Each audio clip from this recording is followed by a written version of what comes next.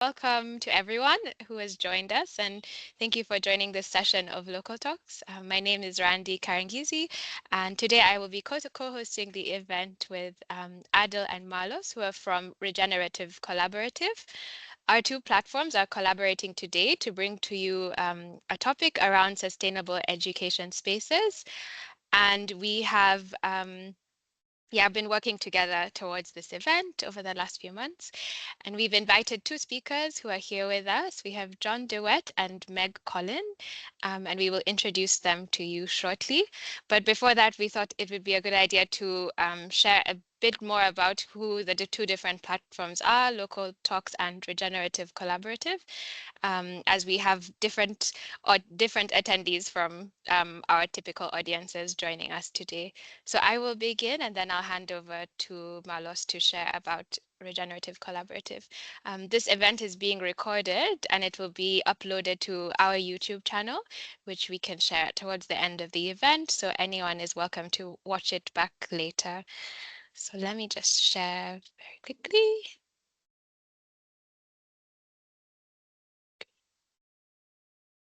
So Local Talks originates with Localworks, which was a design and build collaborative based in Uganda, specializing in ecological architecture and construction across East Africa. And it's been open since 2013. It's in Uganda. And it is our intention to redefine the ways buildings are built by working in multidisciplinary design environments that include architects, engineers, and craftsmen, builders, and essentially it's an interdisciplinary green building approach to sustainable construction.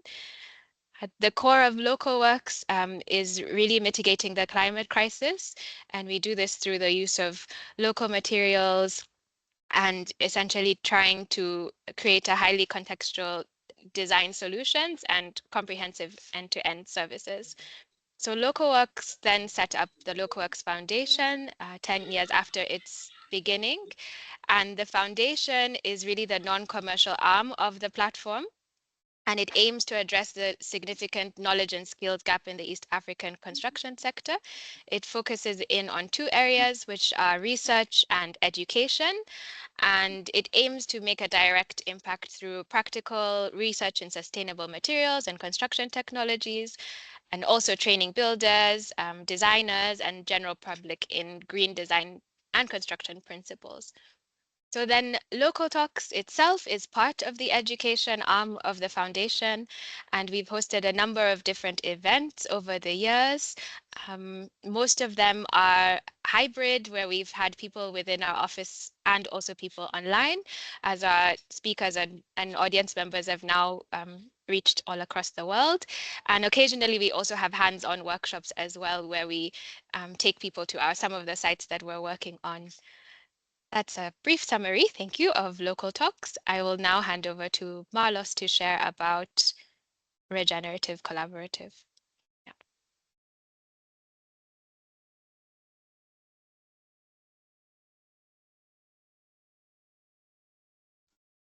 Great, thanks, Randy. Can you see my screen? Yes. Now I have to find it again. Okay, there we go. So since my camera is not working for some reason, I quickly put in a picture so you know what I look like. My name is Marloes Reining, and I am one of the directors of the Regenerative Collaborative. I'm super excited that we're doing this event with Local Talks today. The Regenerative Collaborative, as the name says, it's a collaborative, so we'd like to collaborate with like-minded organizations in Africa to bring more knowledge to the market. The Regenerative Collaborative is a non-profit organization focused on transforming our built environment into a regenerative one. We promote strategies and approaches that bring regenerative design and construction to life. We work collectively to inspire, educate, and create awareness and contextualize regenerative built environment approaches to the South African context. And we'd like to expand to our African colleagues as well. We really make an effort to showcase local projects, local people, and local companies that are aligned with our goal, creating a regenerative future. We've been running the Regenerative Collaborative for the last, I think, since 2017. We were called slightly different a couple of years ago, but we're going strong as the Regenerative Collaborative now. We have, probably not putting it on slideshow, sorry. Let me go and do this one first. We also put all our webinars online on YouTube. If you're interested in one of these topics, please go and have a look and follow us on our YouTube channel. Or if you have any ideas or if you have any projects that you want to showcase, let us know. We're very keen to get it onto our platform, onto one of our webinars. Normally, our webinars are the last Thursday of the month.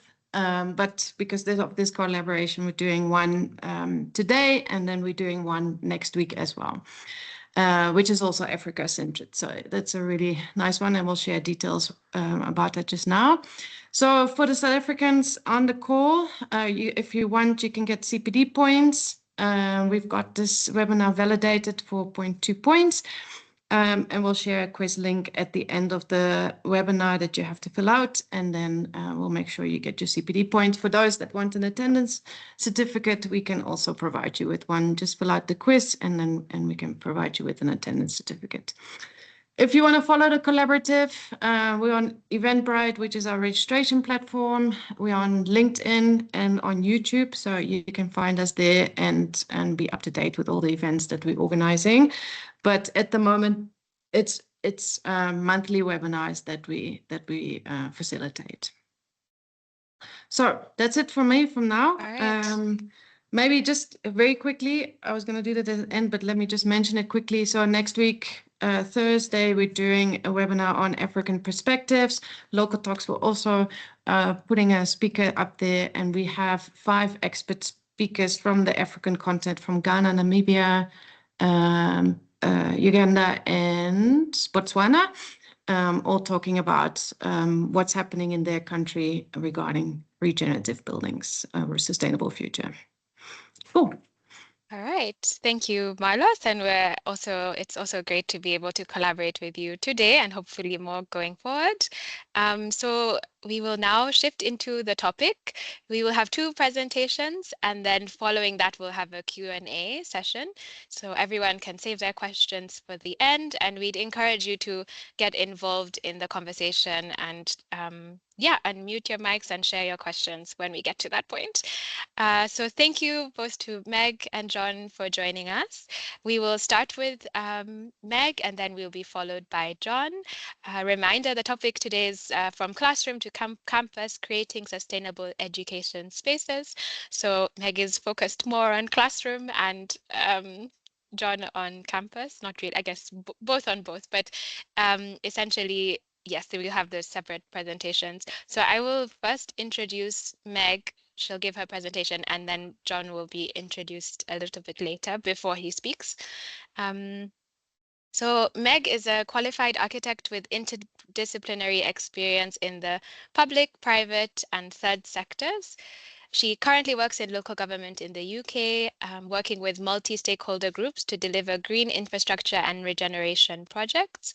As the primary researcher and co-author of the East African School Designs Guide, produced by the Fielden Foundation in partnership with Enable, Meg was instrumental in its development and launch in Kampala last year. She really enjoyed, I think, working alongside different architects, academics, and students in East Africa. She's lived in both Uganda and Egypt as well, and she's passionate about the integration of sustainable urbanism, green infrastructure in emerging economies. And she also chairs the Board of Trustees for Engineering Ministries UK, which is a British arm of global NGO dedicated to designing and constructing community serving facilities. So this is a short introduction of Meg. She might tell you more about herself as well. I will hand over to you, Meg. Go. Thank you, Randy. Sorry, that was a bit of a long introduction, actually. So yeah, great to be here today. As Randy has said, I'm an architect.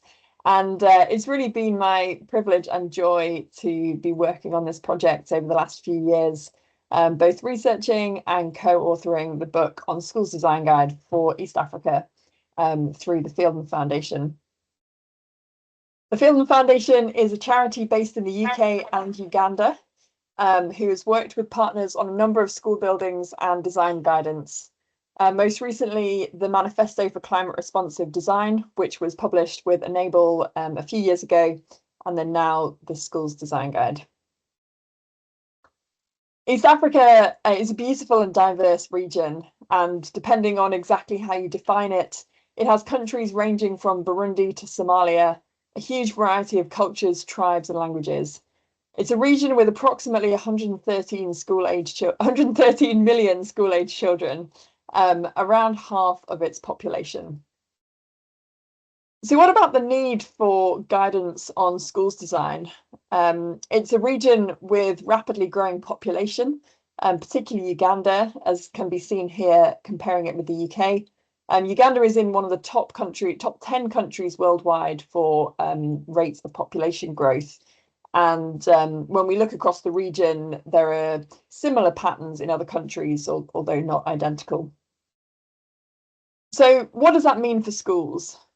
There are thousands of schools already built in Uganda, but just looking at a bit of data from this population curve, we can begin to estimate how many new schools will be required in the next 5 years if we're to come close to meeting Sustainable Development Goal 4, which is all about ensuring inclusive and equitable quality education and promoting lifelong learning opportunities for all. If you look to the right of the population curve, there are currently approximately 9.9 million primary school aged children in Uganda. An estimated 1.6 million are currently out of school. Due to population increases, we'll be expecting around another 2 million additional children in the school system in 5 years' time. And then if we think about the current class sizes of around 75, if they were reduced to 45, a more manageable number to be able to teach, that further increases the need. Putting all of these figures together, and we're looking at potentially around 170,000 new classrooms required in the next 5 years. And that is just for primary and just for Uganda. So you can imagine those numbers increasing if you also look at pre-primary and secondary and expand across different countries. Some of you might be looking at that number and thinking, well, yes, you need 170,000 classrooms, but what about the teachers? And to kind of summarize briefly, there are many components of a successful education. And without any scientific backing, I'm going to hazard a guess that at best architecture is only 15% of either the problem or the solution. We also need to address issues such as shortage of teachers, funding, social context. But what is notable is that these other issues may be more fluid. They have the potential to change rapidly. The built environment may be the only thing that lasts longer than a decade, and we'd hope it will last several. Not only that, but the built environment is extremely resource intensive, pouring billions of tons of carbon into the ground each year and using increasing amounts of power in operational use. So it is the built infrastructure that we focus on through this guide. But it's not just about the big numbers. The fieldwork period involved visiting over 40 schools in both Uganda and Rwanda. We took objective notes using standardized criteria and also spent time learning from staff and students in these schools. This helped us gain valuable insights into the challenges and opportunities that schools face. We saw examples of innovative and creative solutions, as well as how resource constraints can sometimes act as barriers. The range of schools was huge, and it included this remote single-stream community-funded school with classes from kindergarten to P7 in southwestern Uganda. Notable features of the infrastructure here were poor quality bricks, patchy shutters, no electricity or running water, and earth floors made with rubble in the corner. Students fetch water from the lake, which, although it's very beautiful, is around 40 meters away, and you can see there's a considerable drop. They use that to fill a hand washing container, and they have fairly rudimentary toilets that are essentially shacks with curtains.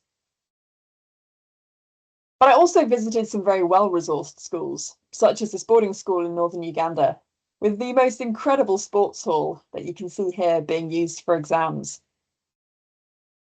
But when you see the kitchen, which to those of you in East Africa may not be a surprise, it does make you wonder that if the walls of the kitchen look like this, what is it doing to the lungs of the people that work there? And not only that, but what about the carbon emissions from very inefficient wood-burning stoves that are left burning for hours and hours, also contributing to deforestation?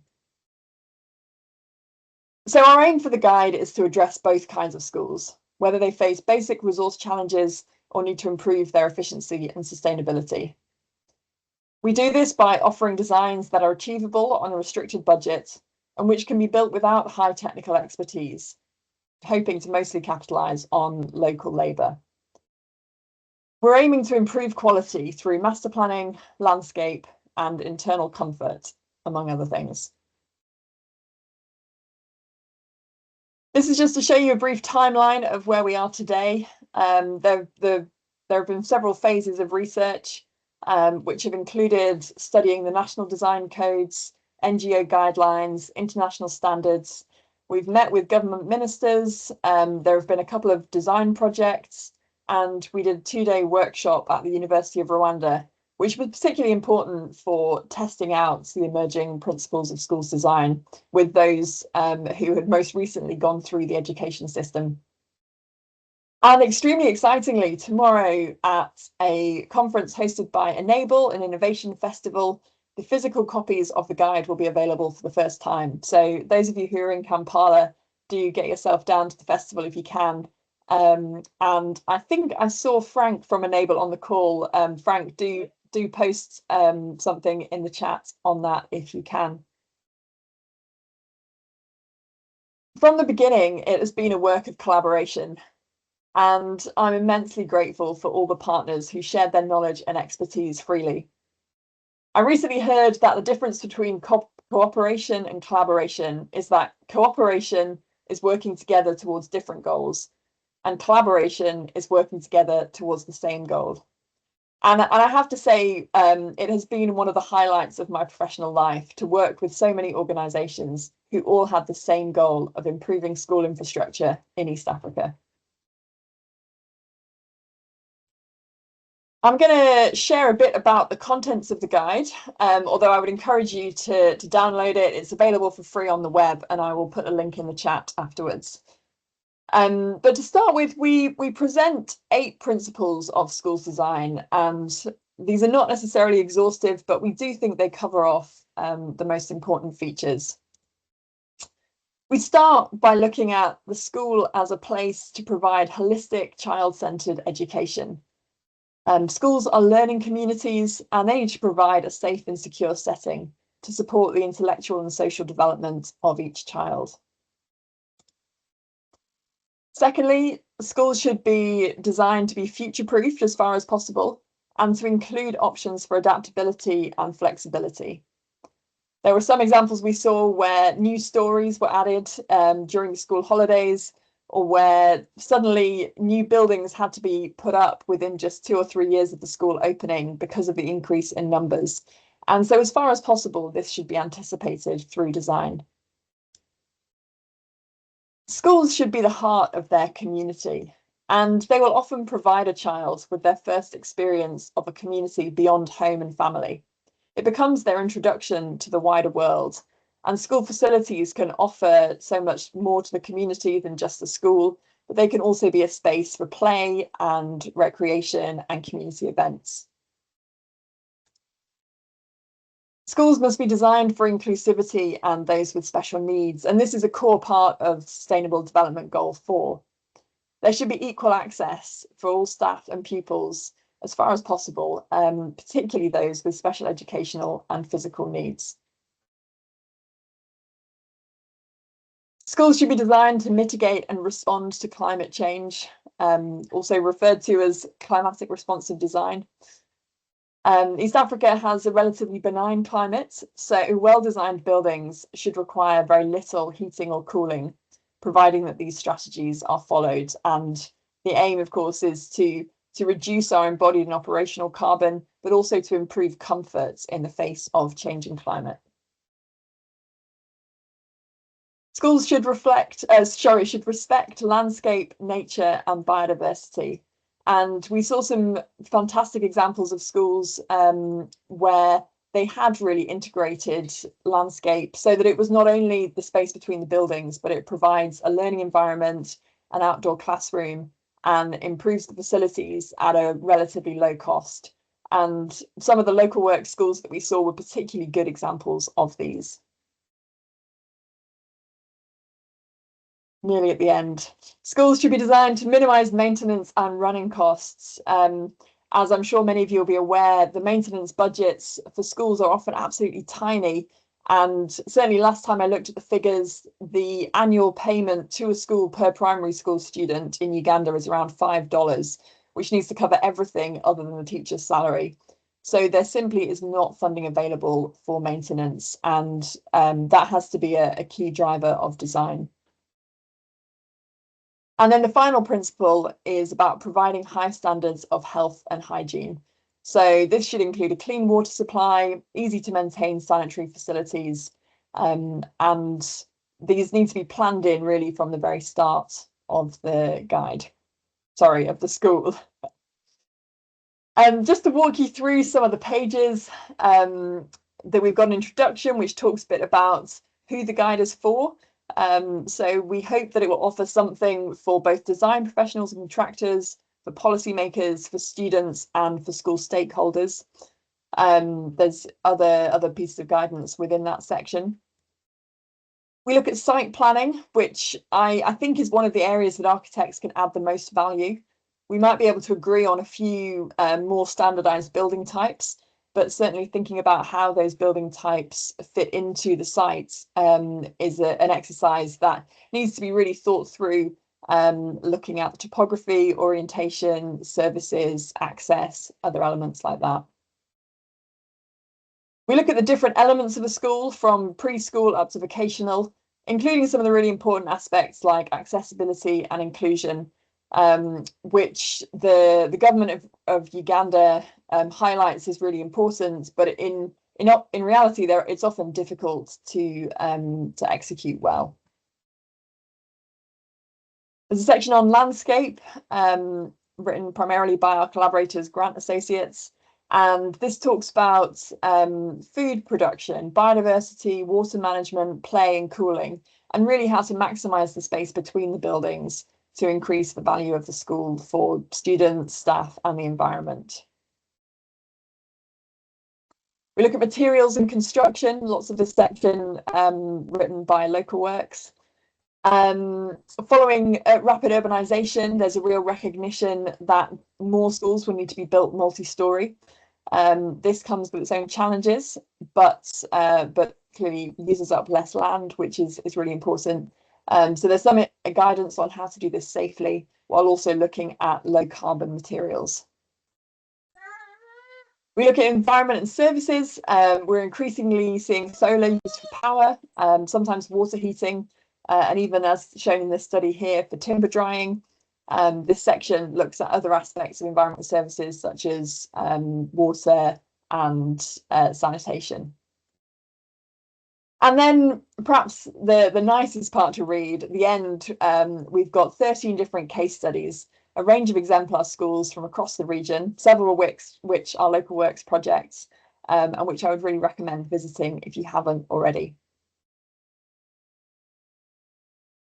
So I'm just going to share a case study that I've been working on. Halfway through the fieldwork period, so back in April 23, the opportunity arose to design a vocational school for the charity Ignite Change based in Kamdini, and this was done in collaboration with EMI Uganda. Due to time and budget constraints, the aim was to apply the evolving principles of the school's design guide to the project in a light touch way that could be handed over to a technical engineer or site manager.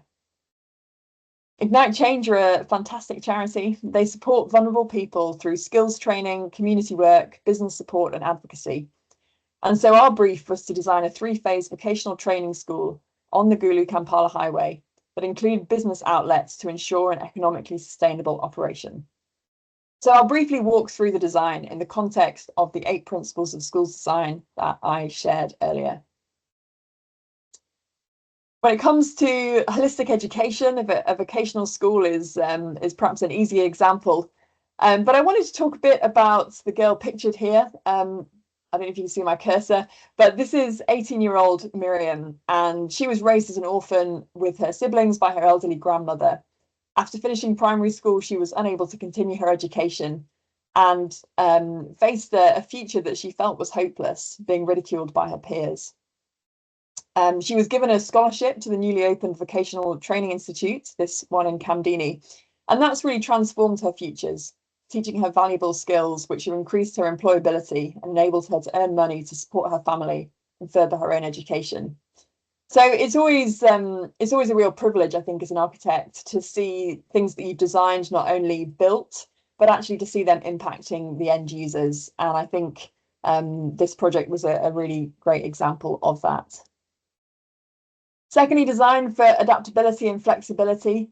As I said, we worked on a phased master plan with 3 phases. The first phase fairly small, but big enough to enable the school to open, so that they could then fundraise for later phases. So there were several different aspects to this, but one of it was designing a classroom block which could be used as both classrooms, lecture theatre, tailoring classes, IT, and then also used as a dormitory in early phases.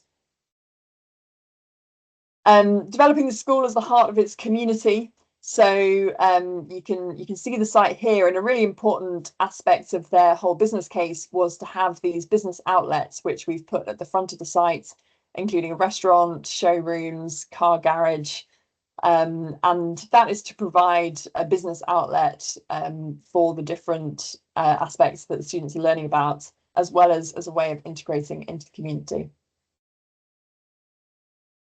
Inclusivity and accessibility, very important. And these, again, is just sort of 2 small ways that includes physical accessibility, but is not limited to that. So I've shown a couple of examples here, but there's more that could be said on that topic. The buildings were designed to be climate responsive, and I've just shown a couple of the different techniques that we've used here, very sort of well-known, simple and low-cost techniques. Integrating landscape, nature and biodiversity were very important. So there's space for sports, also space for social areas, for growing vegetables. And at the front of the site, which had been excavated in order to provide the marram for the road, it wasn't really suitable to be built on due to water issues, but it made a perfect site to turn into a public park. And that is part of the wider aspiration of the client. In terms of construction, the buildings have been designed to be constructed with interlocking soil stabilized bricks, ISSBs, which you may be familiar with. This is designed to reduce maintenance, particularly as they don't need to be plastered and painted, and that doesn't need to happen again every year. It's also because the school itself trains students in how to make and build with ISSBs. So they will be able to help construct future phases. And then in terms of health and hygiene, right at the start of the project, we were working with a civil engineer who was able to carry out some initial soil samples and ground investigations. And it's just really to say that it's really important to plan in the civils and civil infrastructure right from the start, even if much of it will not get built out until much later phases. So we completed the designs in June 2023, and the client moved quickly to start building, appointing a local engineer to do technical and permit drawings and to manage the project on site. The school opened for its first term in April 2024, and I was able to visit later that summer and meet some of the students.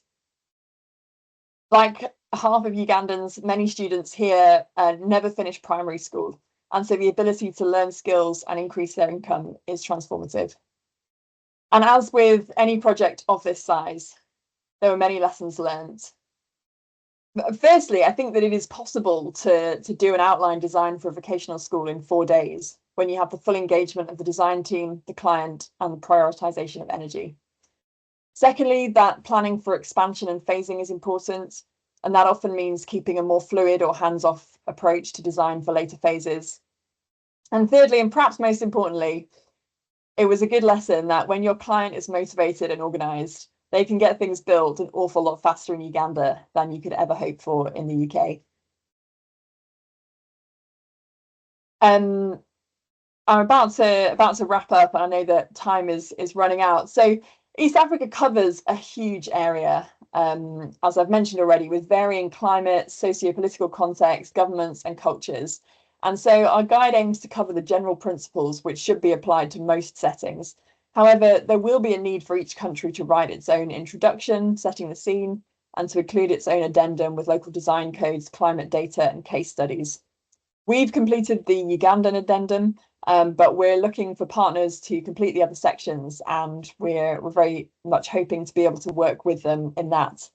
The guide has also been translated into French, and that will be made available online when it is completed.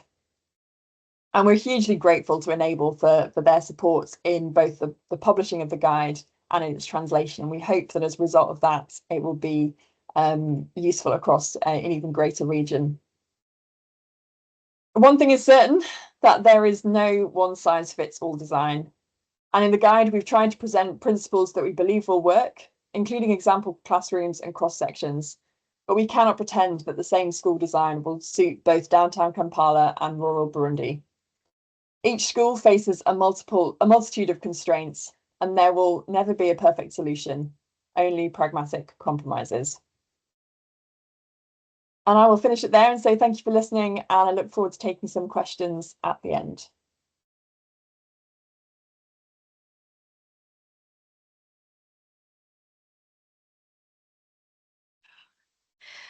Right. Thank you very much, Meg, for that presentation. And it was really interesting to hear all that you had to share with us. And I'm also looking forward to the discussion towards the end of this event. I think I will now hand over to Marlos to introduce our second speaker.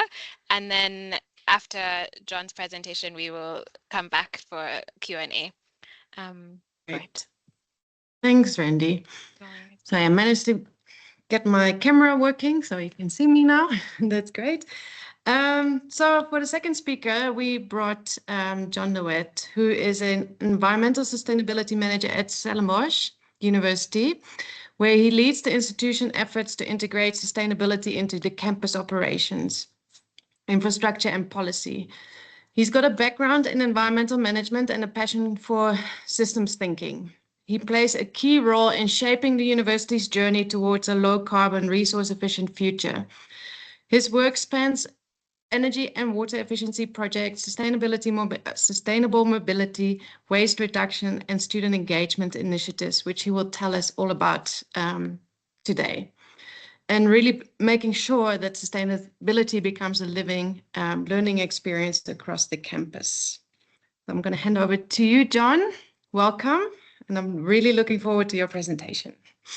Thank you, Marloes, and good afternoon, everybody. I just want to share this.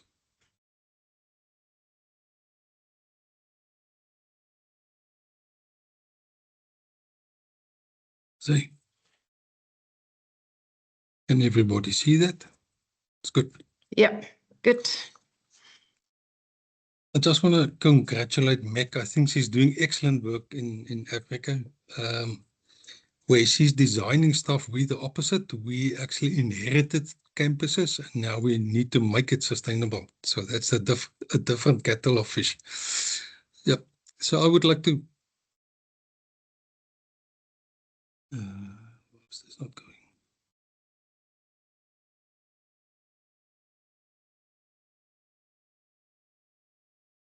Okay.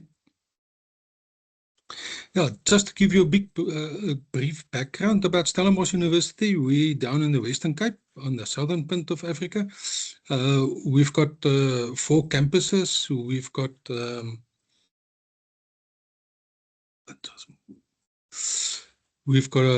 quite a number of buildings, as you can see, 490 plus.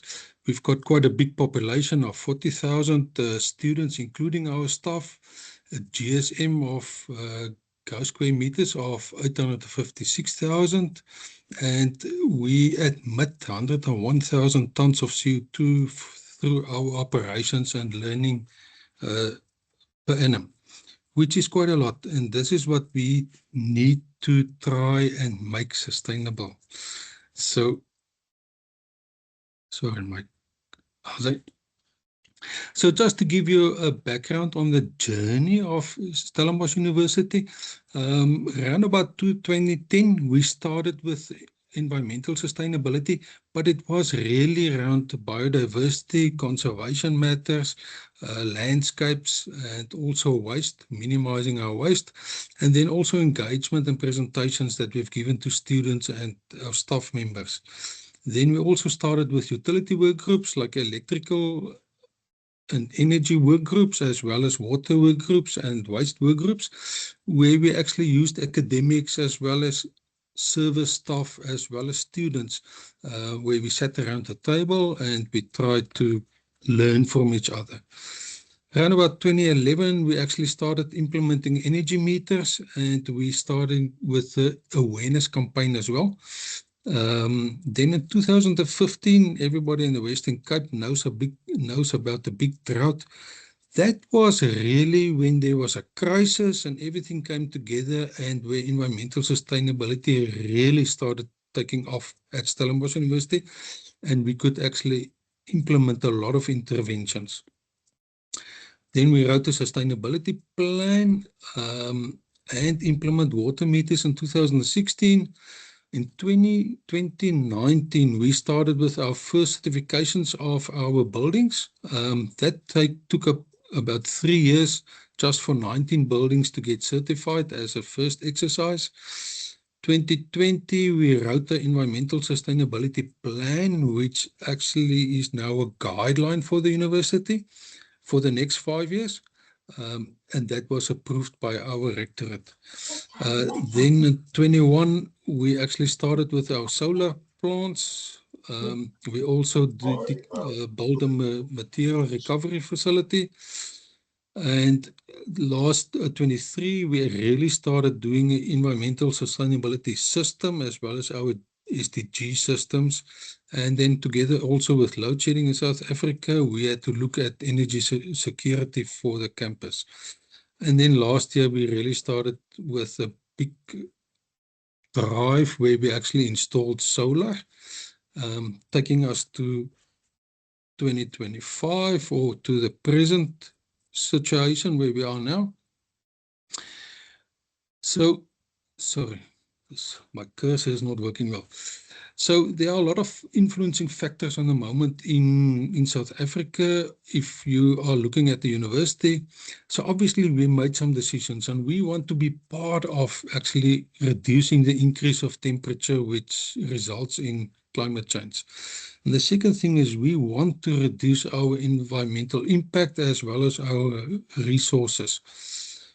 So external influencers are like, for instance, we have to report on our carbon emissions. We have to upload it onto websites. We do pay carbon tax. We have to provide the E part of ESG, because we do get our research funds from the European Union as well as from the World Bank, and they're asking for these documents. Obviously, all the universities are ranked, and your SDGs actually makes up a big part of that. Our affiliations, especially with ICSN and ASHI, they actually push us for becoming more net zero and carbon neutral. And then obviously the utility cost and the resilience that you have to build into your program. And then obviously all of us in South Africa have to provide EPC certificates for buildings bigger than 2,000 square meters.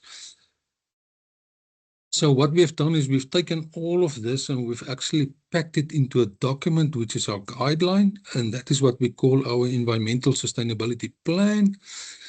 That includes your SDGs. It also includes our framework that we use on the right-hand side on top, And it also includes a little bit of our ESGs, which we've just started with. We've just done a gap analysis, and that we will continue to do.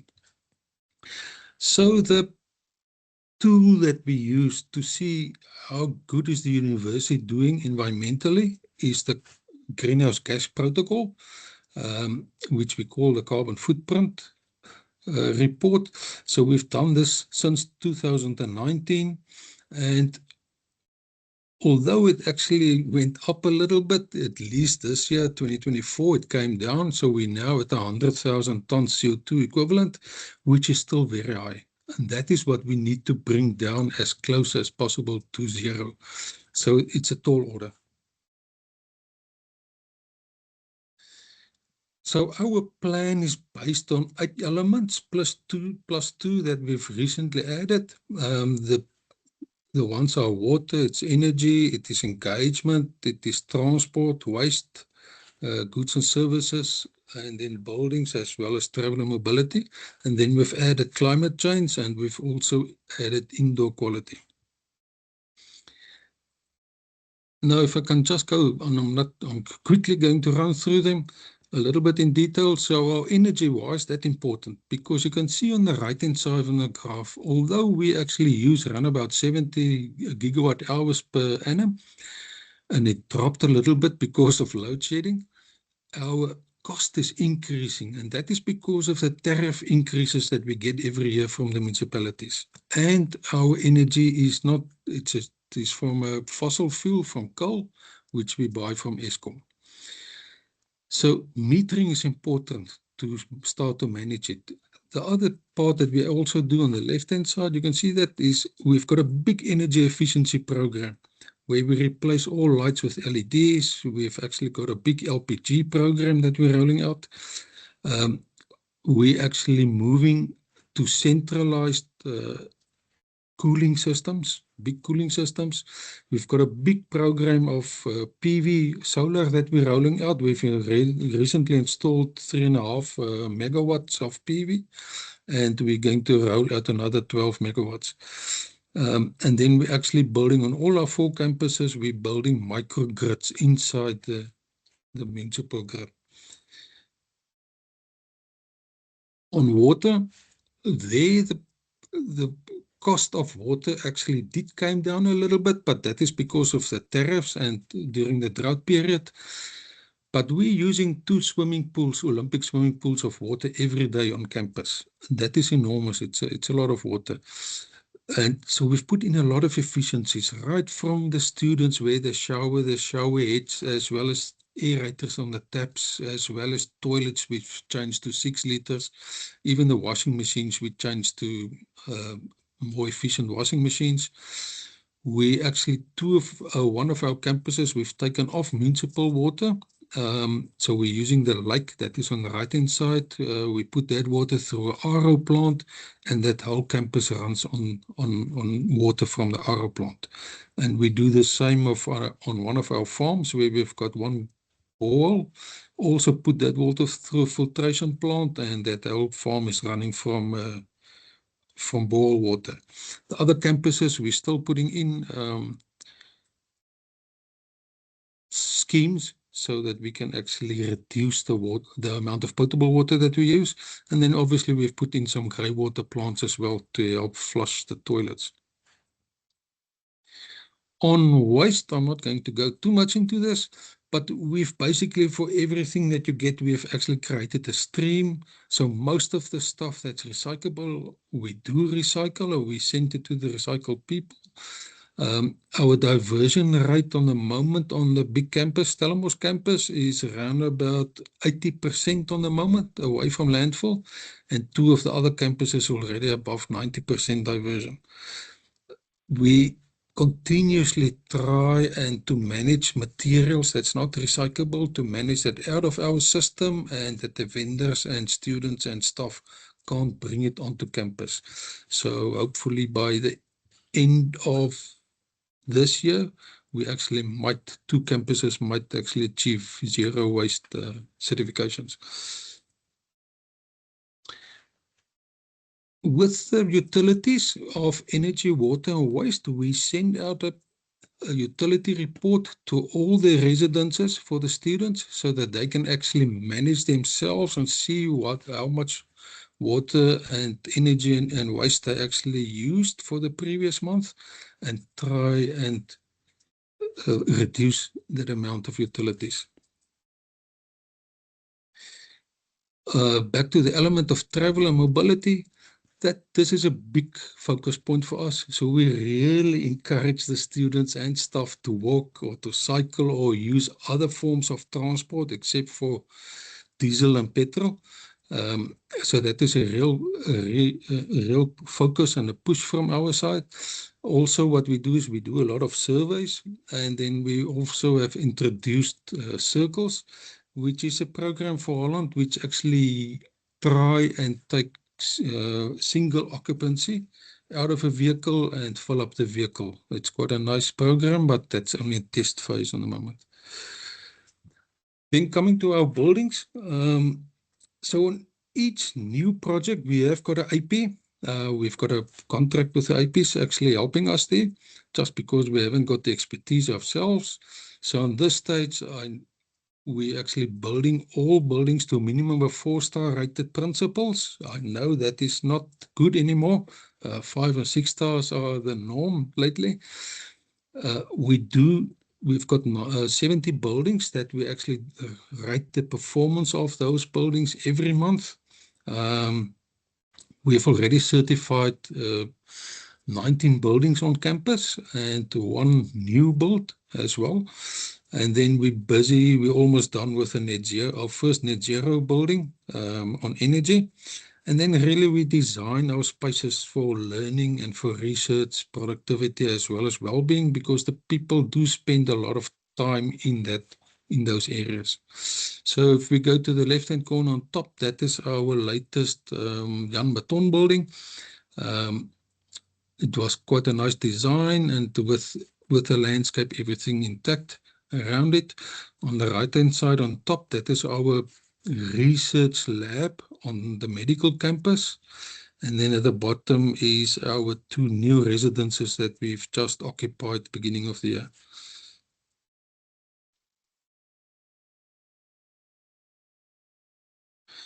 Obviously, we actually did rate them just because our buildings are older than 100 years old. And we wanted to know how do they perform against other buildings, and they actually perform quite well. Actually, the older buildings perform better than the new buildings because of better isolation. And that is also a way of rating it against our portfolio, but also against other portfolios, just to get an understanding. And the real reason why we do it is that we actually could use the GBCSA policies and the plans that we have to compile and what we had to upgrade them to the present status. From there, they actually developed green building guides for us, and that is what we actually on the moment presenting to our staff in the buildings and training them so that we can change the behavior, and hopefully the utilities will reduce. Inside spaces, so obviously the classrooms are quite big. They can handle anything from a 50-seater right up to 300 seaters. We also, the outside spaces, we make that so that the students can enjoy that and they can actually also learn or study outside as well if it's a nice day. And then obviously on the right-hand side on top, that is an atrium between 2 buildings that we've closed, and that the students can also use that.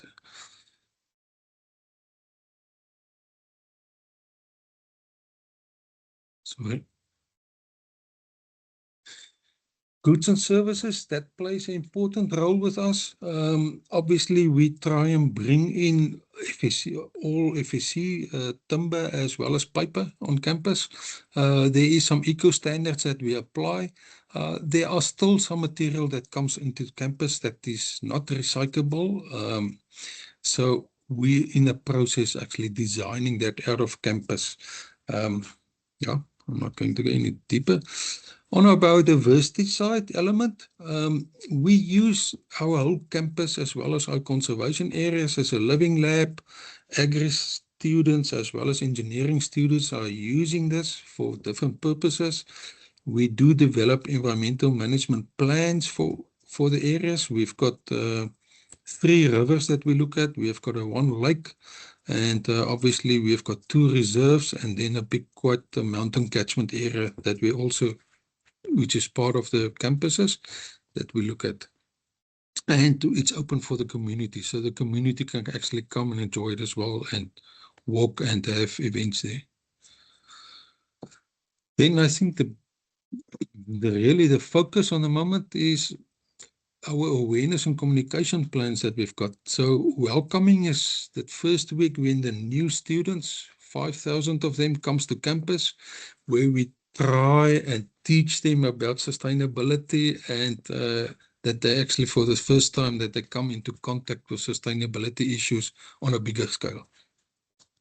Earth Day, we make a big thing out of Earth Day. The students actually, like this year, they've actually had this good walk on campus, which was great. We've got like e-waste drives. We've got a lot of tree planting activities, and then obviously even collaborations with the community outside of campus. And they even go that far that students actually goes to the rugby matches, and there they actually promote sustainability as well.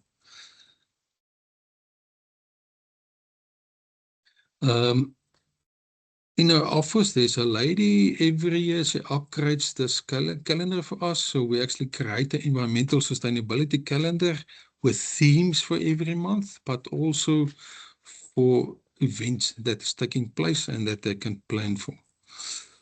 Tours, a lot of tours happens on campus for staff and students. The team do a lot of solar tours, just to introduce it to the students. We take them a lot to the materials recovery facility on the left-hand side corner at the bottom, where they can smell it and they can see where the waste is going or what, we actually take them to a green building and we explain all the facets of a green building to them. Same with the grey water system. We've got quite a big grey water system which feeds all the toilet. It actually captures the water from all the showers, gets filtered through a system, and then actually all that water goes to flushing of the toilets of the residences. NMT routes, we built an NMT route, and we're going to expand that now, where people can walk as well as bicycles and skateboards can use the same surface. Then they've got a lot of other, we take them to the mountain, and there's a lot of other facets to the sustainability of the campus. Training, that's a big part of it. So I think we've got a unique system. We've got interns, 4 interns working in our office with us in the same office. Yeah, and they are students which also teach the other students. Then we've got assistants which is still studying, and they are within the residences helping to promote and drive awareness amongst other students. Then we've got, like we call it, green HQs. They are also in the residences, also helping to get the message out there to students. We have got a training course for a week long with medical students, first year medical students. I've just mentioned that the green building staff, we're actually training them.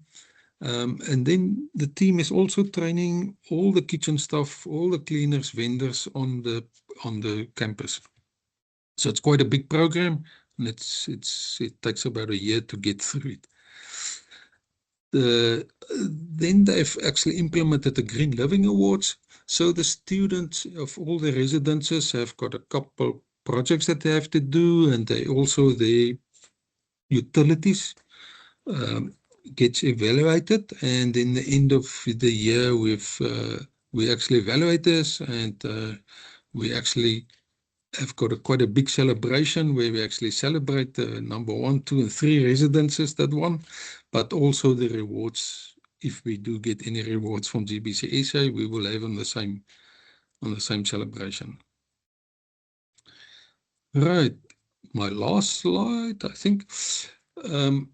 What are the challenges? So there are many challenges. So the first thing is to convince. It took us a long time, and I'm talking about years, to convince our leaders to adapt environmental sustainability into our system.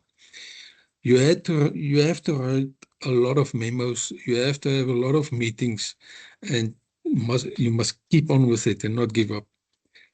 Obviously, budget is always a issue because this is external to our budgets.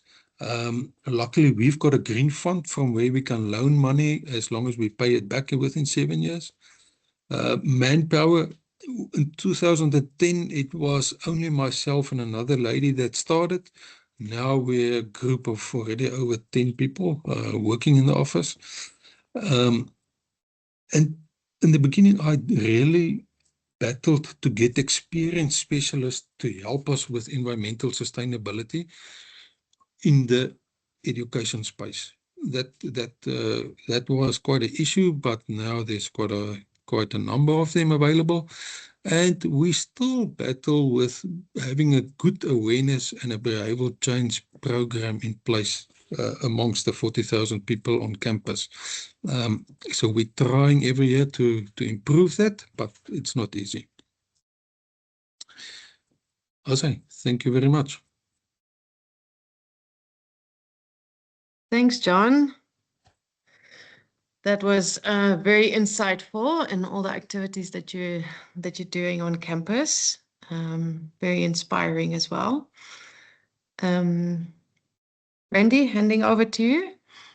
Right. Yeah. Thank you very much, John, as well. I think now is our time for Q&A. So I'll also ask, I think, Meg to join us again. She's here. And with the audience, we have a Q&A tool that you can use. You can also use the chat, but you could also raise your hand. Any option works for us. So whatever you'd like to do, you're welcome to join in a discussion around the presentations that the two speakers have just given us. So we have one. I will hand over to James as a question. Oh, thank you. There we go. Thank you very much, Randy, and thank you to the presenters. I have a quick question about the guide. So it's I'm really eager to get into it and read it, but I do have a question for you, Meg. That does this guide offer insight on how to select an appropriate site for a school within a high-density urban environment? And the reason why I ask is because the programmatic adjacencies around schools, usually in Uganda's urban centers, are somewhat tricky because one has to deal with the lack of neighborhood-wide planning that would support the functioning of the school as part of a wider urban fabric. So I feel like as we discuss sustainability, usually the question of the wider interconnectedness of things is something I try to, I guess, tussle with. So I don't know if there's a section that deals with what's an appropriate site for a school to begin with, because many times you'll find within the urban centers, someone is like, I have a plot. And when you get to the plot, you're like, I don't know if we can actually have a school here. I don't think the things around it would support the proper functioning of it. So, yeah. All right. Thanks, James. I mean, an excellent question. I think the short answer is no, there isn't an in-depth section looking at placement of schools. It does cover the kind of area that you might want, both in terms of the kind of spatial planning and programming of a school, but also looking at how what the difference between area allowed in an urban school and a rural school might be. So it doesn't really look at adjacencies. I think your question is excellent and what you've identified is really important.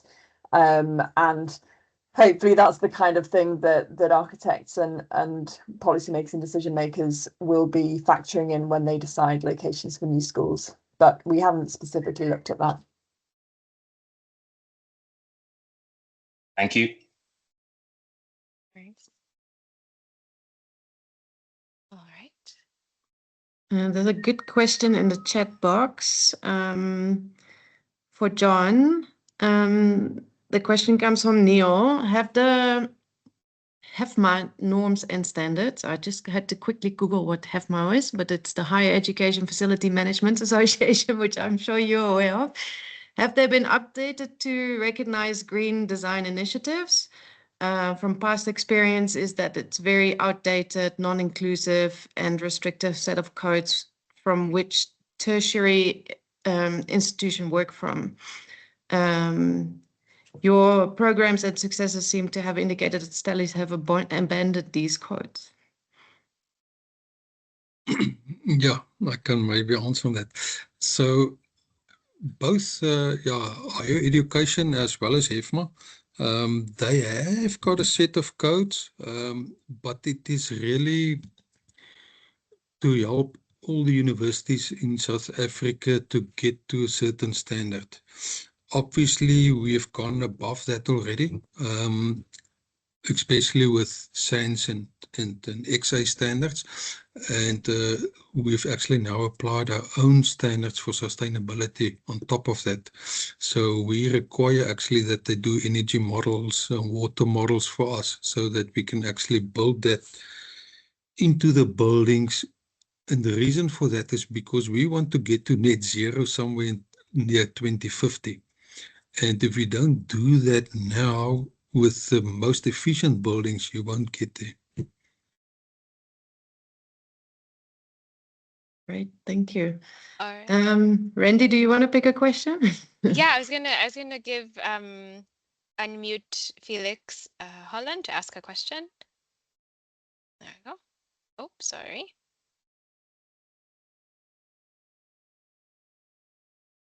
Can you hear me? Yep, yes. Great. Good evening, everyone, and thank you to the two speakers. Very interesting presentations I found. I have a question for each of you. I've also written them, but it's maybe easier to do that verbally. So for Meg, you sort of highlighted the purpose of the school design guide, and you put that into the context of East Africa and the unbelievable lack of school space right now. I know that Enable, for instance, estimates that there are 8,000 schools in Uganda alone missing right now. And we could compare that with about 300 registered architects in the country. And if you just look at those two figures, then you sort of know that having each of these 8,000 schools designed by an architect is going to be very difficult to achieve. The question and then you also made the point about your vocational school experience, where you actually, I think, were mostly involved in the master planning exercise, maybe also in the conceptual design. I'm not sure, you can explain that, but you also said it was a very, very quick exercise. Would you say that one of your primary motivations for the school design guide was sort of an architecture without architects, or somehow to redefine what an architect does in this type of exercise of designing schools? So that's my question to you. And to John, a much shorter question. I mean, it's amazing what Stellenbosch is doing, and how far you have gone with all these programs. There's just one thing that struck me, and that is that biogas doesn't seem to play a role at all. Is that something that you looked at? Is there a particular reason why not, or did I just maybe not spot it in your presentation? Thank you.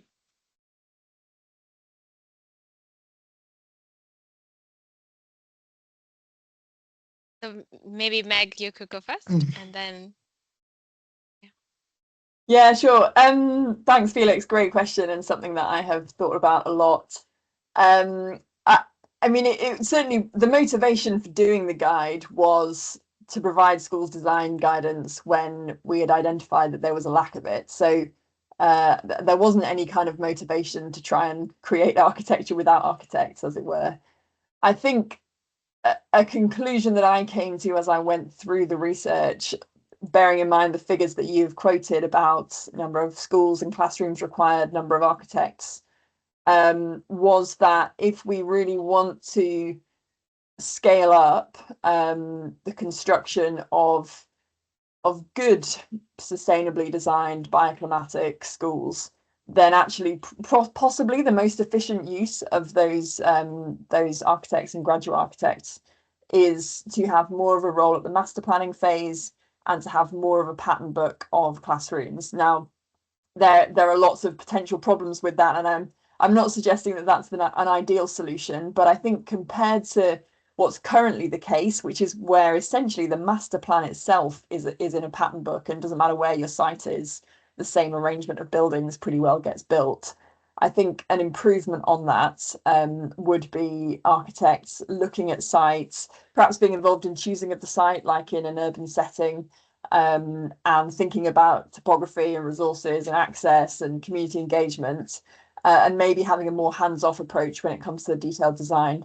With this particular school, we did the master plan, 3-phase master plan. We did the first, the buildings for the first phase were up to what I would call kind of REBA stage 3. So sort of, we would call it concept level designs, but I mean, I guess detailed concept level designs, not quite construction drawings. Phase 2 were much more conceptual, so kind of floor plans and vague exterior. And then phase 3, we just allocated areas of the site because we thought that by 5 or 6 years' time, you know, the needs would probably have changed.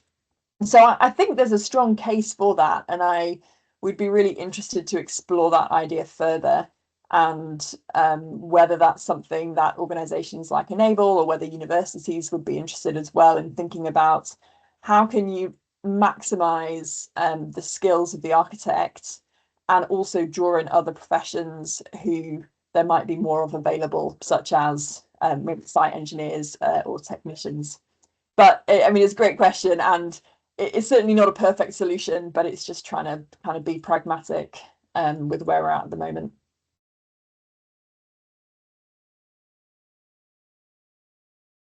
Great. John, do you still remember the question? Yes, I do. Yeah, to answer, so I didn't go in depth into that at all in my presentation, but obviously we are busy with a decarbonization plan for the university to take our emissions from what it is down to as close to zero as possible. And part of that plan, we're actually investigating biogas as well as biomass, as well as batteries with a solar system, a ground-mounted solar system. Biogas, we did invest that in the past as well. So obviously we haven't got enough organic waste to make our own biomass for the amount of energy that we use. So we have to buy it in. On the moment in the Western Cape, the one plant that was making biogas, they stopped. 2 new plants started now there, but they're not really in production yet. So biogas is not yet a good solution in the Western Cape. It might become a good solution somewhere in the future, but we don't want to be the guinea pigs. So we're waiting until we actually can see that it's become a viable option. Biomass, we've done quite a big study on that. That is a viable option on the moment. As soon as we have 2 more hikes in the municipal electricity, we will equal the amount that you can buy it per unit or produce it from biomass. Batteries, we know it is costing a lot, but we're looking at investigating batteries on the moment as well. So we're really looking at different alternatives because we know that we need to get away from coal as our main provider of energy.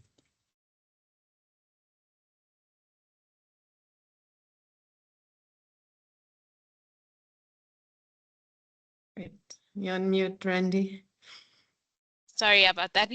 I think I was going to hand over to Arnold. Arnold, I think you can unmute to ask your question. You'd like. Yes, thank you. Can you hear me? Yep. Perfect.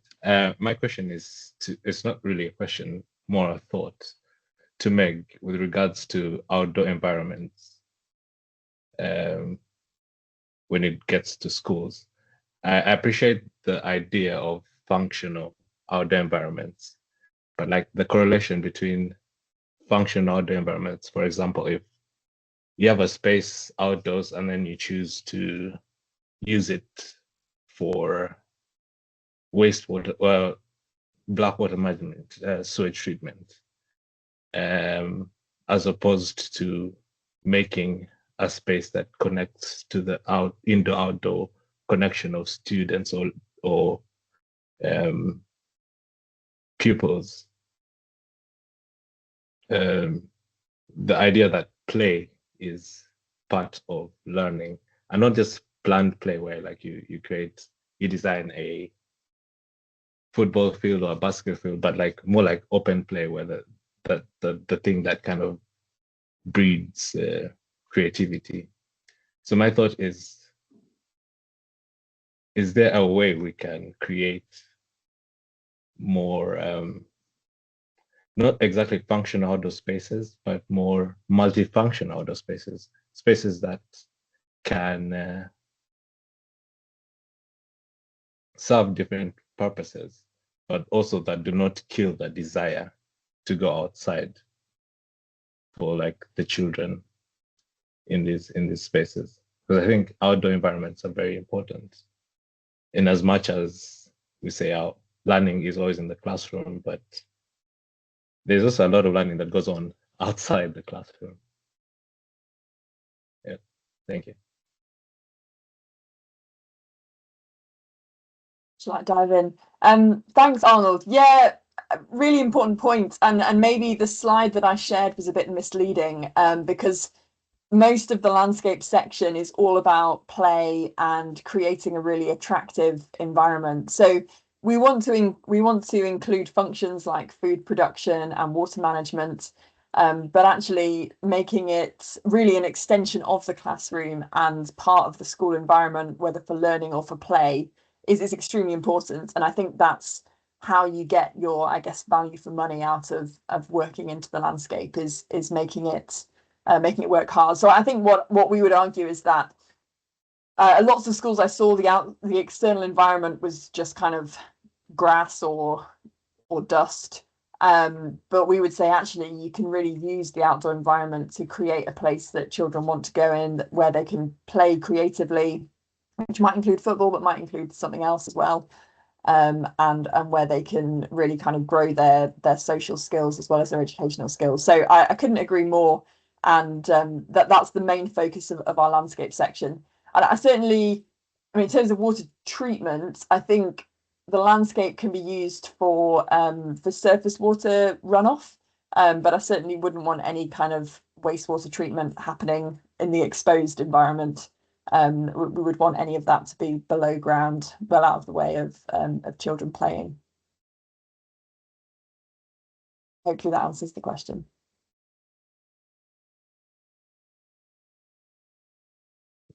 Yes, thank you.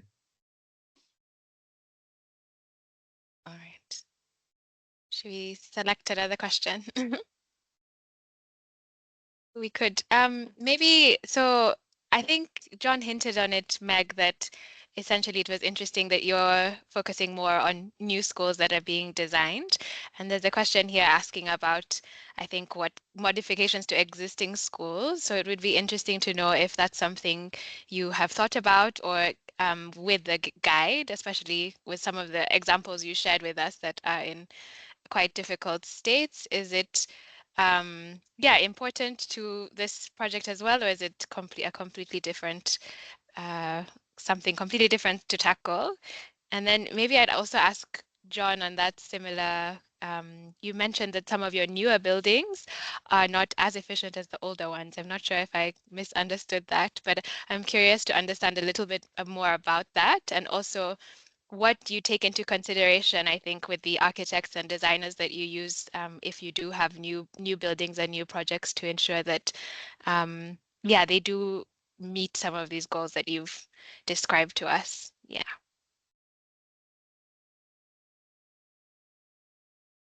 Do you want me to go first? Yes, we thought about existing structures. We haven't provided much guidance on it, partly because, you know, the scope of existing structures is so huge. You could fill probably 3 books just looking at different kind of retrofit options. I think, you know, in terms of embodied carbon, using the structures you have is often better than tearing them down, although it depends a bit what state the structures are in.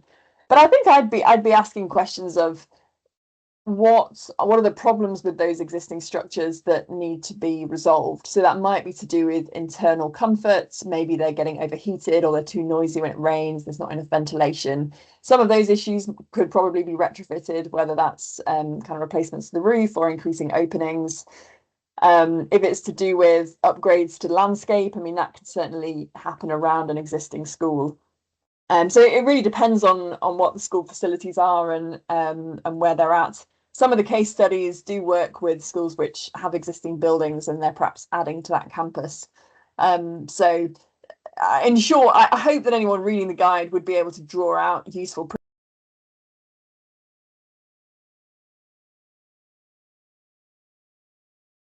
principles that could be applied to existing schools, but we certainly haven't provided detailed guidance on that, and I would love to see it if someone else manages to do that.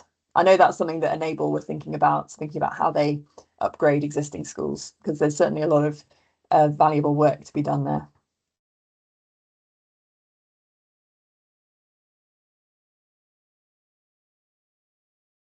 Now, it's a tough question, but I think Marloes can answer that better than myself, but let's give it a try. Yeah, so if you take a building that's 100 years old, which we've got quite a couple of those buildings between 80 and 100-year-old building, their walls are like a meter thick. They've got their ceiling heights are just much more than the new buildings, and the spaces are just much better insulated than the newer buildings. And you've got this big trees around that buildings because the gardens has been established. So you've got a lot of passive cooling in those buildings. Obviously there's less occupants in that building than in the new building, because the new building is mostly open plan offices or open plan designs. So you've got a lot more occupancy in those buildings. So an old building on this stage actually just performs better than our new buildings. So then, and the reason for that is because your new buildings have got a lot of glass in. It's especially the north fronted areas. If you haven't got facades in place, you need a lot of HVAC to cool those areas down. Lately we do put facades in place, but it's expensive to put a facade onto a building. And so how do we do the new buildings? So we pretty much take the GBCSA criteria for new builds. That is what we, as well as for refurbishments. So when we do refurbish a big block of buildings, like we're doing now, the engineering block, which consists of about 7 buildings, we will actually try and implement all your energy models, all your water models, and then we will take out all the HVAC, individual HVAC units, and put centralized systems in place, one system in a complex.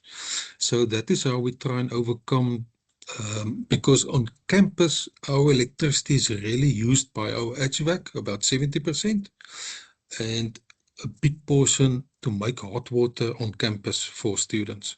That is the big consumers of energy. Lights doesn't use that much. And then the other parts is your plugs on your floors that actually uses a lot of, which is your computers and your screens and stuff like that.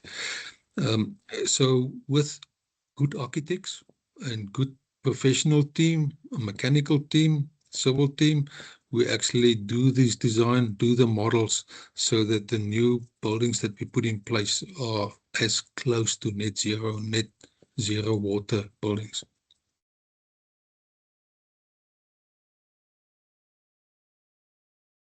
Great.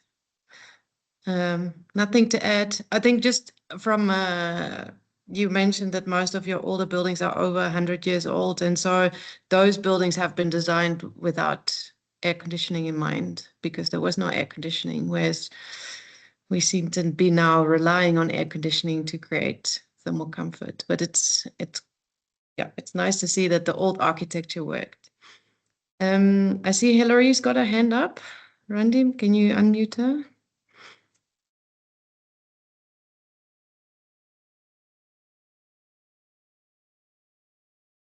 I think Hillary, yeah, there we go. Yes. Hello everyone. Thank you very much for your presentation.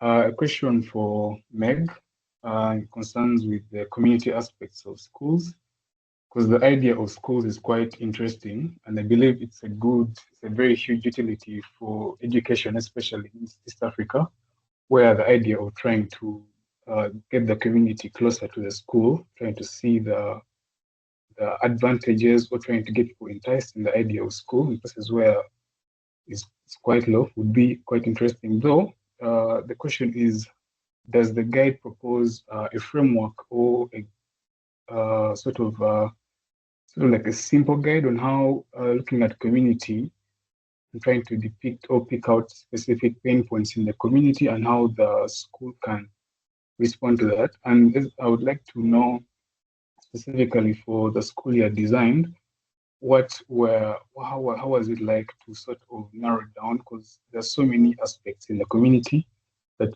could be, for example, waste or water. So how did you narrow it down and consolidate the whole program to a specific parts? Thank you very much. Thank you, Hillary. Two great questions. I'll answer the second one first, that with the school that I shared the example of, I mean, the needs of the school were decided by the client, Ignite Change. So, and they were really the ones that were embedded in the community, had been living and working in that area for a long time, and who understood the needs of the community. So they said, these are the spaces that we need, and these are how many people. And our job as architects was to kind of take that and turn it into a school design. So, I mean, I think as architects, we are often very reliant on clients to be that community link point, unless it's a project that we're developing ourselves. That's a role that often the client is best placed to take.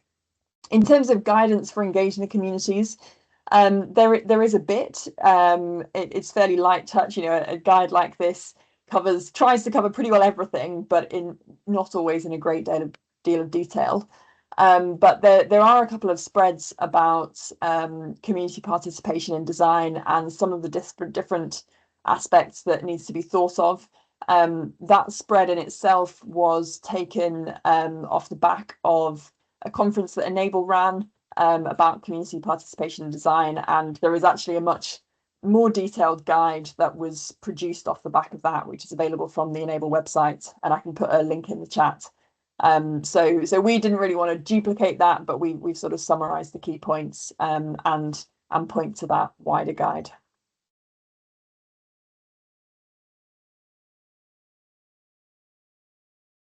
All right. Thanks, Meg. So I think maybe let's take one more question, I think, one or two, and slowly start to lead to the conclusion.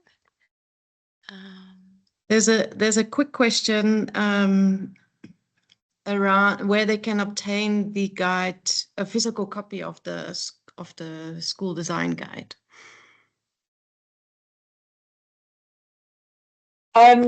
In the first instance, at the Innovation Festival tomorrow, hosted by Enable, and beyond that, I would say get in touch with Enable, because they have the copies of the guide printed in Uganda. They've really been the ones that have published this, and I would say look out on the kind of Enable news streams, because they will be talking about where they will be. Once I have more information on that, I will also share it with Localworks, who I'm sure will be keen to see the physical copy. They were very involved and a key partner in its development. Yes, definitely. And if we find out more, we can also share on the newsletter as soon as we have more information after tomorrow. Yeah, sounds good.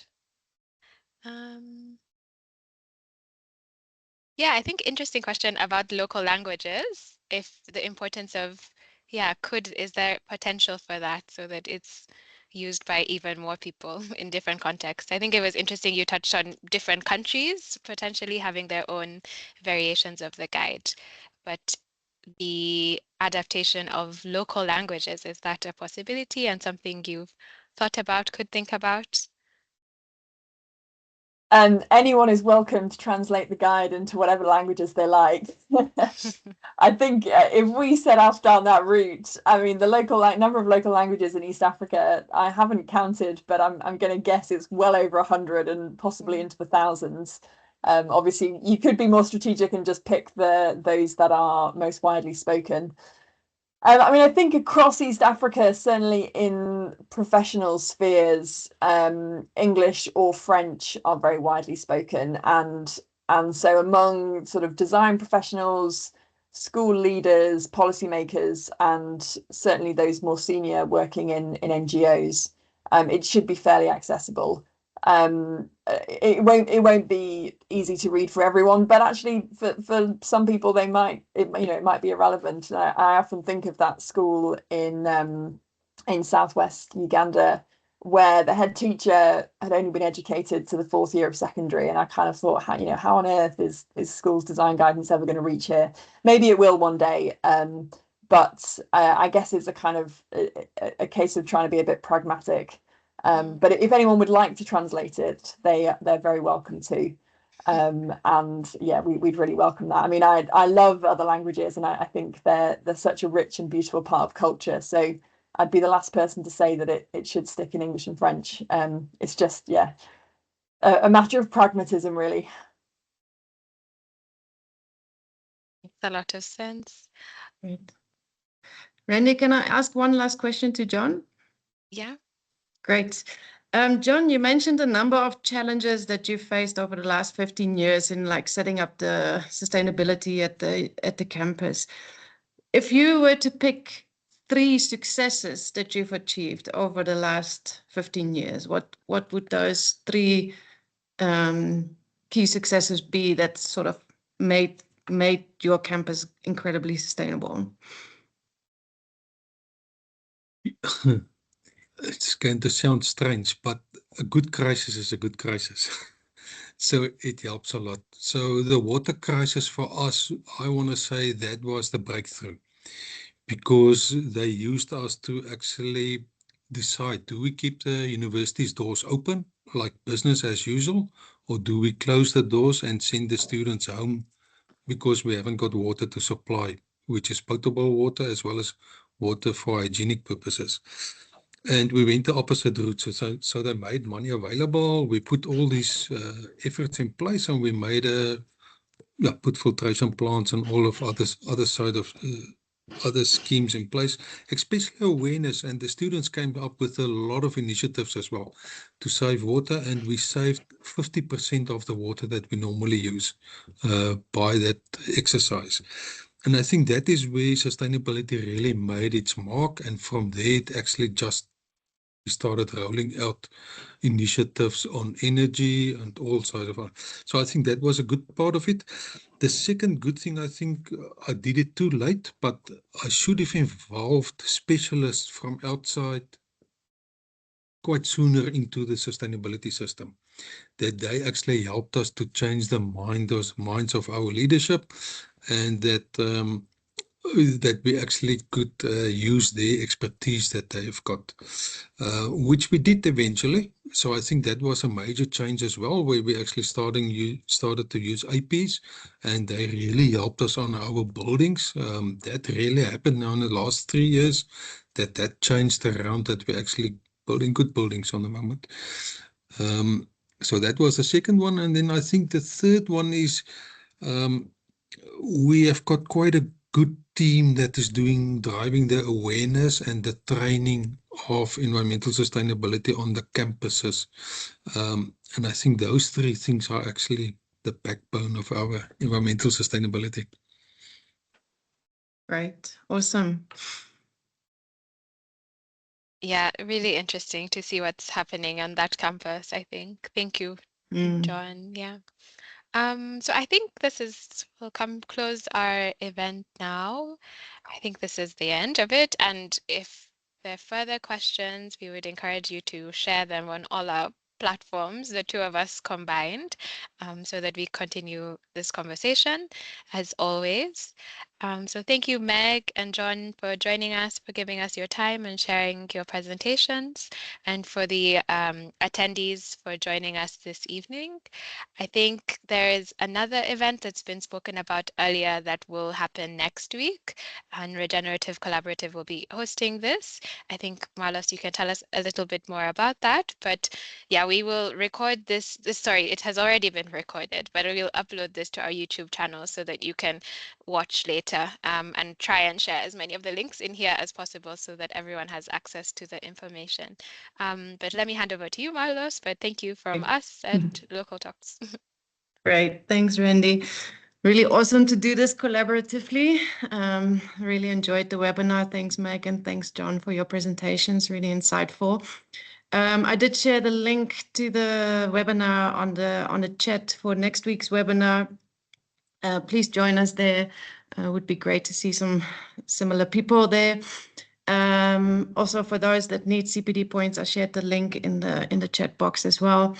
So yeah, I think thank you for attending. It was a great topic, and I'm really looking forward to hear more in the future. Yeah. Have a good evening, everyone. Goodbye. Thank you, and thanks for the presenters. Great to be with you this evening. Well done. Good evening. Thank you very much. Thank you.